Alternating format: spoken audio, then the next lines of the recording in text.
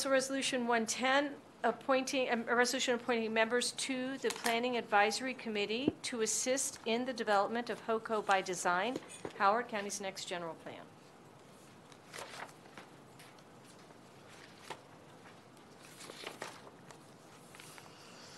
I move to approve Council Resolution 110, 2020. Second. I move to approve Amendment Number 1 to Council Resolution 110, 2020. Second. Thank you, Ms. Walsh.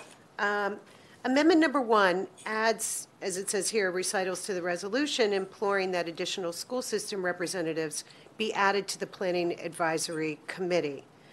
I am very glad to see that there are inclusion of stakeholders from the school community.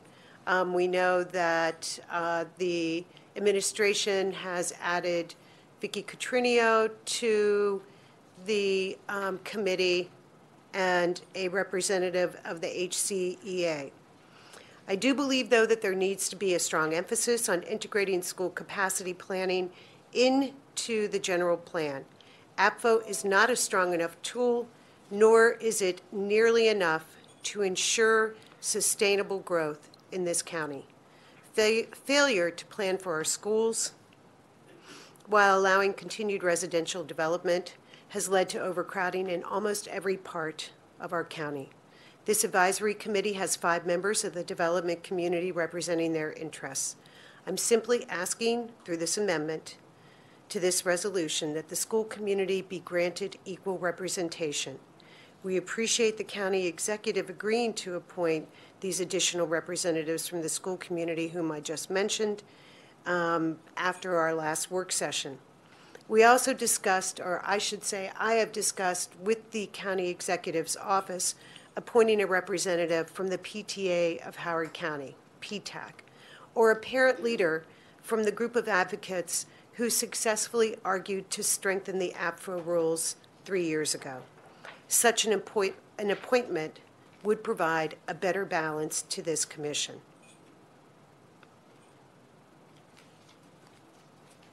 Or is there any other discussion about this amendment?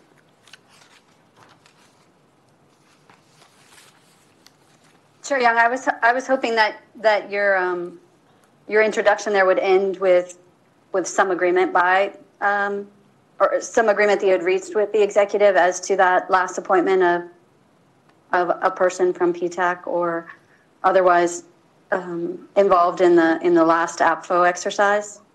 Is that? Well, I have not heard back from the county executive on one of those, an additional appointment in such a manner. We do have 2 people representing the administration tonight. I see we have Maureen Arthurs and we also have Jen Sager, who are part of this meeting. And if they would like to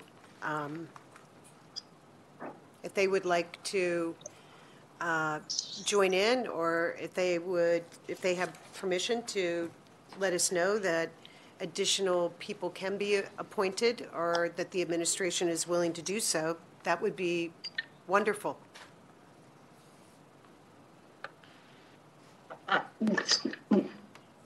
Hi, Jen Sager. I'm not aware that the administration will be appointing additional members aside from those that we have offered an amendment to.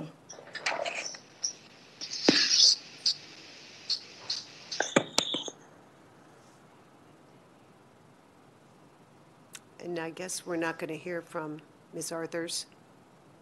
No. She's unmuted. There she is. But we can't. There we go. Have I checked it? Now we can hear you. Now we Okay. can't. Just now we can. What? Now we can't. Now. Can you hear me? We can now. We can't now. Okay. There's something going on. And now? It's delayed. It's delaying. That's what's happening. Go ahead and speak, and we'll watch you, but know that the words coming out of your mouth are being delayed. Chair Young, it's David. through my computer, Maureen's mouth and words are actually in sync. Yes, So it might mine be in too. the room. Huh. Yeah. Might be in the room. Yeah, I was. As well. Okay, so it's Okay, just, well, then To keep it's our you guys room. behind. Sorry. We have a weird room here tonight, yes. But go ahead and just speak. No worries. I was just going to echo Jen Sager's comments that at this point in time, the administration's amendments of who we've put forth are the additions for you to consider this evening.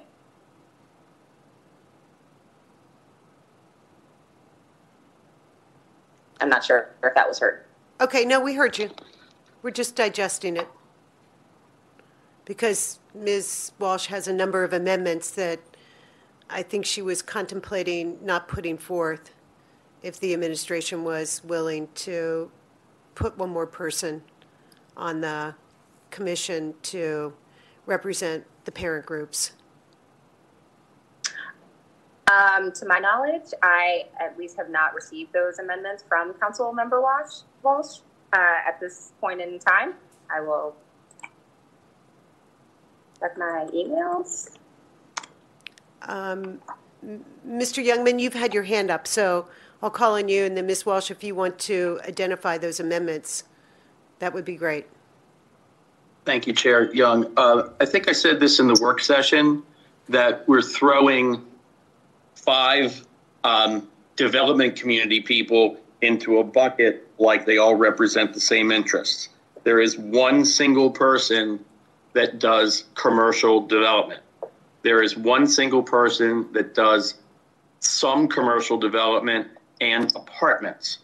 There is one single person who does some age-restricted housing, general, normal, single-family homes, so a broad range of residential. There is one single person who knows everything there is to know about development out in the rural West. And then there's a representative of a trade association. They all bring absolutely different things to the table. It's not 5 people representing the same thing. And frankly, commercial development shouldn't even be in the discussion with this somehow trying to balance planning for schools and planning for residential housing. So that eliminates one person right there. And finally, if you look down this group, not that I would oppose having somebody from PTAC, but you look down this group, there are a lot of people in this group that live in Howard County and have children in our public schools. And they're taxpayers. And so outside of what they might do for a living, and we just had a conversation about this. Yes, we did. Outside of what they do for a living, they are normal. They're your neighbors. They have kids in school. They're vested in this county. They're not looking to just rip off the county. So I think, we're going to have a lot of amendments where we're going to go down this road. I think my comment applies to a lot of them. I do not think that it's fair to say that all 5 of these folks from the quote unquote development industry all represent the same interest and don't have other interests in Howard County. Thank you. Thank you. Ms. Walsh. Yeah, Mr. Youngman, you raised those points in the work session, and I heard them. But I would suggest that maybe perhaps then that's why a group like the Maryland Building Industry Association and the Chamber of Commerce can represent an array of different types of developers. And those entities as themselves are also appointed onto this particular committee. The concern that I had was that certain of the names, and we identified 4 of them in that same work session, are the only names that we could identify among the 35 presented by the administration who stood to personally benefit, to personally profit, to an extent that we can't even know, because we don't know where, for example, M Street Development intends on developing its next 5 or 6 plans. But we can pull the plans that are with DPZ now, so we know that there are some 1,800 units in play from some of the entities that are nominated to this committee. And we can pull the legislative testimony that some of these persons and these aggregations of those persons, again, I point to MBIA and the Chamber of Commerce as being the 2 of them, that have testified against all kinds of bills that are not necessarily exclusive to land development, but yet seem to attract those two industry groups' attention. We don't have 5 different kind of environmentalists on this committee. We don't have 5 different kinds of historic preservationists. We don't have 5 different kinds of multimodal advocates. We only have an imbalance as it pertains to this special interest group, who again will directly profit from the next 10 or more years of development. And so the more that they are able to influence that plan, as it is intended to reflect an overall Howard County community interest, how our constituents, all 300,000 of them, want to see our land developed. When you go on the Go Hoco or whatever it's called website, you don't see pictures of townhouses around a paved parking lot. You see a lovely stream. You see beautiful farmlands. You see all the stuff that those guys have no interest in preserving. I have made it very clear from the start. I would love for Chair Young's amendment to pass. I was, in fact, happily surprised to see the administration's amendment 2, where they did add another name from the Board of Education, and they did put someone on from the teachers union. But okay, great. So now we're at 4 maybe public schools advocates, and nobody else, no other interest that I can identify that has that kind of imbalance, that kind of disproportionate impact on this committee. So what I did, and I don't know what happens, Chair Young, if your amendment does pass and we don't do one of the deducts that are at issue in Amendment 3 through 7, what I did by a single amendment, 3 through 7, that were all pre-filed on Thursday and have been a matter of public record since then, is I deducted from the list of names that was presented to us. And I deducted those interests that were not nominated by a fellow council member. You identified, Mr. Youngman, that you had nominated personally Tim Fahey, so we left him there.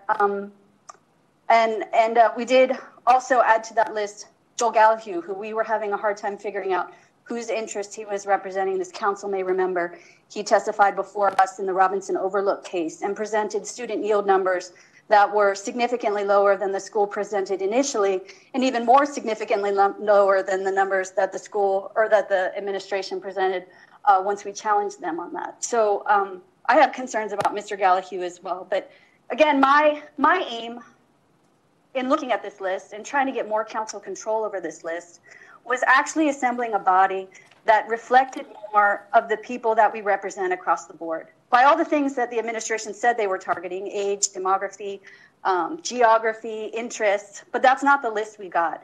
And we're told by Office of Law we can't add names. So all that's left is to make very persuasive suggestions, which I think Chair Young has done, and I echo that I've heard independently. PTAC would be a desirable place for that additional name to come from. But that's what leads to 3, 4, 5, 6, and 7, where we deduct one of those out of balance pure development interest names, if that's what we're left to do. It's not ideal, but the whole system is not ideal. Do any of the other council members want to speak on this? No. I was just simply going to say, I obviously don't know every single person on this list, but I did count 6 individuals who I would identify as environmental advocates. I appreciate that the administration came to us, talked to us, solicited our opinions about who we would wish to appoint. They took my suggestions. I know they took Chair Young's. I know they took 3 out of the 5 that Vice Chair Walsh suggested. I don't know. That's right. Or I'm sorry. Did they take more than one of yours suggestions, Ms. Walsh? Or did they take any? I have no wish to make at issue the timing of when input was solicited. Okay. I probably gave the administration 10 names or more, both individual names and categories of persons that were not represented. Okay. And I did that the weekend before pre-fall, because I did that after I saw the list, and I wrote to the administration and said, I've thought about this. You're missing a lot of names. I was not involved in the back and forth collaborative. So of the list of names I gave, I don't remember when they spoke to me. And they're Chris Chen and they're Meg Boyd of the Howard County Conservancy. That's who D1 got on after we saw the first list, which was, as feared, just as out of whack as I would have expected it to be. I just wanted to be very clear that it's not as though this is the first time people have seen this, and I just wanted to be clear I encourage everyone to go look at the full list themselves, and that's all I'll say about that. Okay, Mr. Youngman. On the on that note of people looking at the list themselves, I think maybe it's instructive for the public also to understand that this isn't necessarily, this is just an advisory board, citizens advisory board. It's going to have two functions. One is for people to advocate for what they want the county to look like in 20, 30, and 40 years. And the other is to have people on that board with particular technical or professional expertise. It's a big board of now, I guess, 37 people. It's a mix of both, of people that the primary thing they bring is just they care about Howard County and they want to have some input in the direction it goes, and others that bring a necessary technical or professional background to that discussion. So again, I hate that the board's so big because I think it's really hard, and I hope that they break up in small groups to evaluate things. But I think the public needs to understand that this isn't the group writing the general plan. The consultants will be writing a general plan, and it will be going through multiple public sessions, public hearings, work sessions, town hall meetings, ultimately to come to the county council. So while this board is important and people are going to spend real time investing in it, it is not the group that is writing and approving the general plan. Thank you, Mr. Youngman. I just want to add a couple of things. First, in response to your earlier comments, Mr. Youngman, about developers being on the board, I agree with you, actually. I think that a variety of developers should be on the board. They are going to be looking at land use more closely than a lot of other people. They're going to be wanting to make sure that the developable land is developed in a way that makes sense, I hope. I think that while they do have a personal interest, I also think that they have a professional interest and will be contemplating what that developable land will look like in the future. And so from that perspective, I actually do agree that we should have people who are representing a variety of interests in the development community. But where I also feel strongly is that we didn't do a great job in Howard County of planning development and schools in the same general plan. We have all these overcrowded schools. We have people who are dying for their kids and saying, how can you keep putting in more and more and more and more trailers, knowing that we don't have the room in the schools. And because of our Apfo, which was strengthened by our last county council, but it's still not strong enough, because after 4 years, you can start building no matter what, and even if the schools are overcrowded. So if we know that X amount of development is going to be occurring, then that also means that X amount of development should also be occurring at the same time. And planning hand in hand, having people who are advocating for the school community with the developers, trying to plan hand in hand for the next 10 years is really what I'm trying to accomplish with this amendment. This amendment is not an attempt to get developers off of this committee. That is not what this is. This amendment is literally simply to get one more person who is representing the parent community who has been involved in all of this school planning over the last 5 years, 10 years, to also have a voice on this committee. That's all this is. It's not to take the developers off. I just wanted to make that clear, that that's my position, because we're about to vote on a bunch of amendments regarding this. And before we get there, I was hoping that we could maybe get a third vote on this amendment. Yes, Ms. Rigby. Sorry, I just wanted to check. Is there an amendment to this amendment? Because when I read it, implores, it just asks? Is It there an amendment implores, with another? no, it implores, that is correct, because we cannot actually appoint people to this Okay. committee. We Now I'm all voted, caught up to the beginning. no, we Got it. voted that we wouldn't have appointment power No, for, I know. for people because, on this well, committee. I thought we'd have those conversations, but now I'm all caught up to the beginning of Yes. of your earlier Well, I point, shouldn't so say I I'm voted with for it. that, but the majority of the council voted for that. What? So that's why we're imploring. It's- That's a good word. Okay. Yes. This So is, I just wanted to be clear about what this amendment did, so thank you. yes, it does not require an appointment. It simply asks that the county executive would appoint someone to this commission, this advisory committee, who is a parent and has a background in this, on this issue. They don't have to have any expertise. Okay, any more discussion? No. All right. All right, seeing no more discussion, Ms. Schwartz-Jones, can you please call the vote on amendment number 1 to Council Resolution 110-2020? Ms. Young? Yes. Dr. Jones? No. Ms. Rigby? No. Ms. Walsh? Yes. And Mr. Youngman? No. Okay, amendment number 1 to Council Resolution 110 fails. I move to approve amendment number 2 to Council Resolution 110-2020. Second. Amendment number 2 to Council Resolution 110, as you've already discussed, adds Vicky Catronio as the designee of the Board of Ed, clarifies that certain appointments are designees of certain official positions. That wasn't entirely clear in the pre-filed version.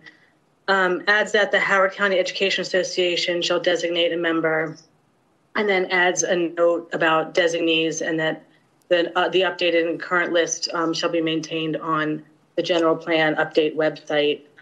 And also clarifies that Mavis Ellis is a community member appointee and not the designee of the Board of Education. Ms. Sager, I have a question about this, because it clarifies that certain appointments are designees of certain official positions. So I assume that means that the chair of the Board of Education is an official position? Well, the way it's worded for the Board of Education is it's just a designee from the Board of Education. So it would be whoever the board assigns as their designee. So does that mean that the Board of Education will get a second appointment beyond Vicky Catronio? I mean, it's singular. I don't know. I don't know. Because it seems like Vicky Catronio was appointed specifically because Mr. Youngman, myself, I think Ms. Walsh also advocated specifically to have her appointed to this board or to this advisory commission. And that doesn't necessarily mean that she's not the chair right now. And she wasn't designated by the school board. She was invited to be on this advisory committee by the county executive. So that seems like there should then be a second position that comes from the school board. Well, Ms. Arthurs? Did you have your hi. hand up? Can you hear me? Yeah, we can. You're a little delayed here in this room, but that's okay. We understand that now. So just for clarification, the intent was for Ms. Catronio as a Board of Education member to, in fact, be appointed. That is the intent. But it doesn't say that. So it could be read as having two people then from the school board.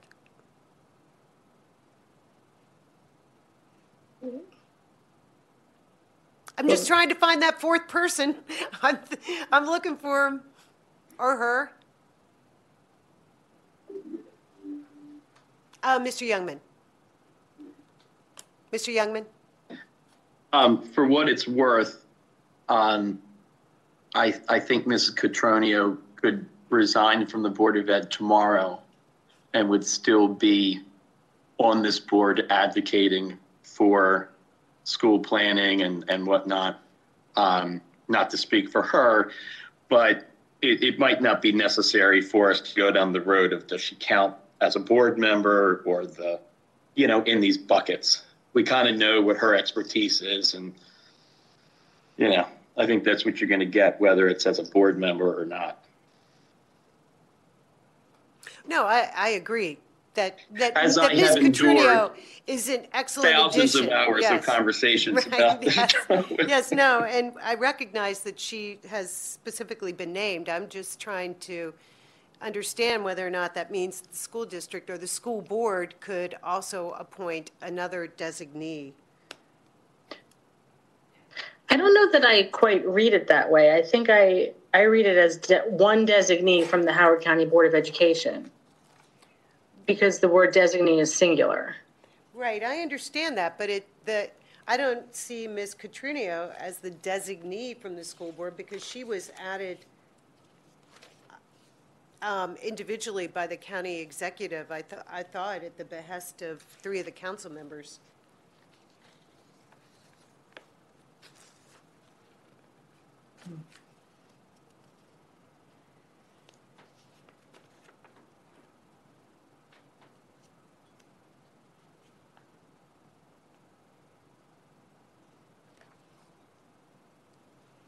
Okay, well, we can vote on that.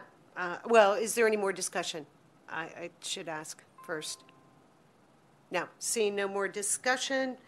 Amendment number 2, Council Resolution 110, 2020 has been moved and seconded. Can you please call the vote on Amendment number 2 to Council Resolution 110, 2020? Ms. Young? Yes. Dr. Jones? Yes. Ms. Rigby? Yes. Ms. Walsh? Yes. And Mr. Youngman? Yes. Okay, Amendment number 2 to Council Resolution 110, 2020 passes. I move approval of amendment number 3 to Council Resolution 110, 2020. Second. Amendment number 3 is the first of these deductive amendments, and this one goes to Angelica Bailey, who was represented as the designee for the Maryland Building Industry Association, which counts among its membership. Steve Breeden, I believe its president, is from Elm Street Development, where Jason Van Kirk, another nominee, also hails, as hopefully I made clear in our earlier discussion about Amendment 1. I do think MBIA actually having that representative on the committee brings to the discussion a broad array of so-called developer interests. And whereas I initially reeled in horror seeing a paid registered lobbyist being included on this list of nominees who are supposed to, reflect the best interests for Howard County, I've actually kind of flipped and come to believe that perhaps representation through a representative of MBA may be a more palatable way for that representation to be part of this committee. But so that's Amendment 3. Okay. So are you withdrawing Amendment 3? Now that you not, no. Now that you think Ms. Bailey is palatable and a good representative? This is where I am, but I mean, this is, going back to CR 89, which is when this council by law was required to approve this process. I know it's been described by Mr. Youngman as, oh, don't pay attention to this. This is just part of a process. Well, it's part of the process. It's supposed to inform this consultant, who is not from Howard County, what the wishes of the Howard County citizenry is. There are 2 other committees or bodies or whatever you want to call them that also are appointed, but they tend to be, one is comprised exclusively of Howard County staff, who are not surprisingly subject matter experts on things like land use development. And the second has to do with subject matter experts regardless of where they're from. So hopefully we're going to get some really good tree people in, or some really good bike path people in, or some really good open space people in. But for purposes of including a deliberate body of Howard County citizens, our constituents, who are supposed to reflect what their wishes are on behalf of the community, and as we heard in work session, to a certain extent report back to those bodies that they represent. So if they come from PTAC, they're going back to all those PTAs from all those different schools and saying, hey, here's what's up. But if they're coming from, and maybe, maybe Angelica Bailey's going back to MBIA and saying, hey guys, here's what's up. But when we get to the subject of the last 3 or 4 amendments, 4, 5, 6, and 7, those guys are going back to their shareholders, their partners, and saying, hey, this is what's happening. And presumably, here's how we can maximize our profits, or here's where we should focus our planning efforts. It's a different conversation. So again, my initial reaction was to reel in horror at a paid registered lobbyist being included on a list of names that was supposed to represent our constituency. But kind of, I don't even have the right verb, squirming over this whole thing over however long it's been pending. I think this stuff was pre-filed late August. I don't even know. I don't know. I mean, again, I get back to, I think this thing is flawed from the start. And that's why I tried to get us appointment authority and not approval authority. And once we got the list, yeah, here it is. But I don't, it's up to you. The only thing that we can do is disprove. So I leave to this body, here's your choices of 4 or 5 deducts. I would hope that you'd take one up. And this is the first one on the list. I have 4 more behind it if you'd prefer that we deduct another 1 or more names. But Amendment 3 concerns what is now described by approved Amendment number 2, the designee from the MBIA, the Maryland Building Industry Association. I'm not withdrawing it, Chair Young. Okay, all right. Here we go. Okay, Amendment number 2 has been moved and seconded. Is there any further discussion? I'm sorry, Amendment number 3 has been moved and seconded, and it doesn't appear that there's any more discussion. So, Ms. Schwartz-Jones, can you please call the vote? Ms. Young? No. Dr. Jones? No. Ms. Ridley? No. Ms. Walsh? Yes. And Mr. Youngman? No. Okay. Do you have any desire to, Ms. Walsh, do you have any desire to discuss the next 4 amendments? We can vote on them separately, but we could discuss them together. Sure. Would you like me to move all 4, 5, 6, and 7 at the same time? Is I that think what you're saying to me? that would make sense, yeah. So All right. go ahead and do that. You want me to do that now? All right. Yeah. I am moving amendments number 4, 5, 6, and 7 to Council Resolution 110-2020. Okay, second. So if you want to explain each one of these, and then we can vote on them separately. Sure. So these are all, again, deductive amendments. Number 4 concerns Steve Breeden of Security Development Corps. He is listed as a principal of that entity. If you do a search among Howard County plans, you will find 1,800 units and counting that SDC Properties is developing in Howard County.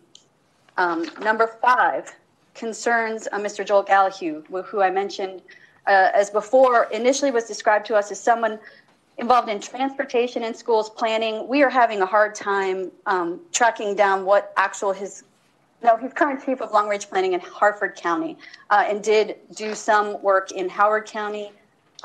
Schools planning in the past, my list says June 2006 through June 2016.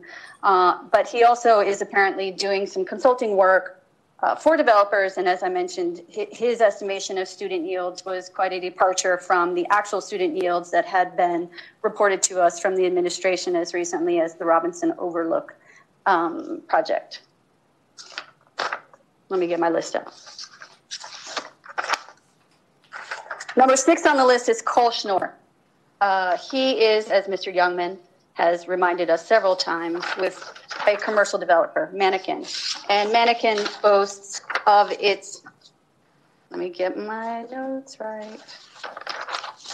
Let's say many, many square feet of commercial development in Gateway, in Troy Hill Commerce Center, and elsewhere throughout the Baltimore-Washington corridor. That's Cole Schnorr, who is title with Mannequin Development. And then last on the list is Jason Ben Kirk, who is a vice president at Elm Street Development. That's amendment number 7. I am familiar with Elm Street development, as is much of Elk Ridge through the Roberts property. The zoning board heard that case earlier in our term. Bethany Glen is another Elm Street development, but without knowing what the plans are, there's no way for us to know where their interests may be and how those interests of these developers or developer consultants at issues in amendments 4 through 7 may coincide with our constituents or may in fact be directly opposite to them. There are no disclosure requirements. We confirmed that in work session with Office of Law.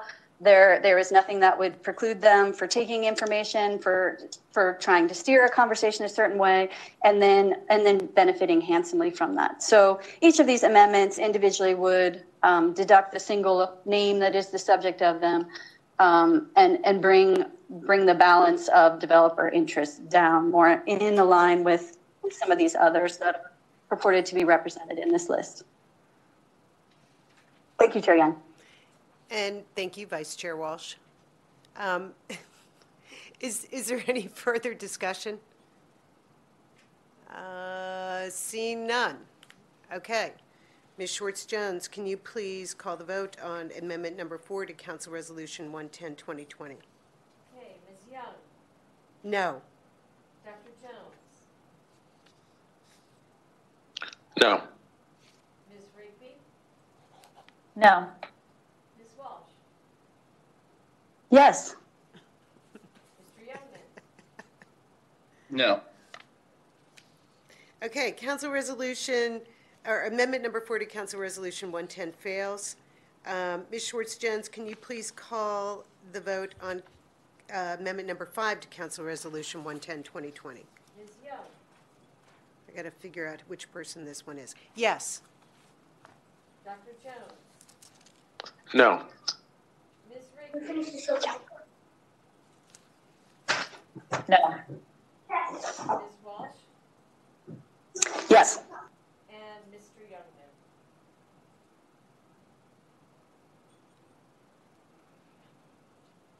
Mr. Youngman? I'm sorry, I tried to stay unmuted. No. All right, Amendment Number 5 to Council Resolution 110, 2020 fails. Amendment Number 6, Ms. Schwartz-Jones, can you please call the vote on Amendment Number 6? Ms. Young, No. Dr. Jones, No. Ms. Rigby, No. Ms. Walsh, Yes. Mr. Youngman. No. All right, Amendment Number 6, we were on 6, right? Yes. Amendment Number 6 to Council Resolution 110, 2020 fails. And now, Ms. Schwartz-Jones, can you please call the vote on Amendment Number 7 to Council Resolution 110, 2020? Ms. Young, No. Dr. Jones, No. Ms. Rigby, No. Ms. Walsh, Yes. Mr. Youngman. No. All right, Amendment Number 7 to Council Resolution 110, 2020 fails. So Council Resolution 110, 2020, as amended by Amendment Number 2. Only number Thank 2. you, ladies. Amendment Number 2 has passed. We haven't voted on that. We haven't voted on it yet. Oh, I'm sorry. I'm so right. As amended by number 2, as amended by Amendment Number 2. Ms. Schwartz-Jones, can you please call the vote on that? Yes. Ms. Young, Yes. Dr. Jones, Yes. Ms. Rigby, Yes. Ms. Walsh, No. and Mr. Youngman. Yes.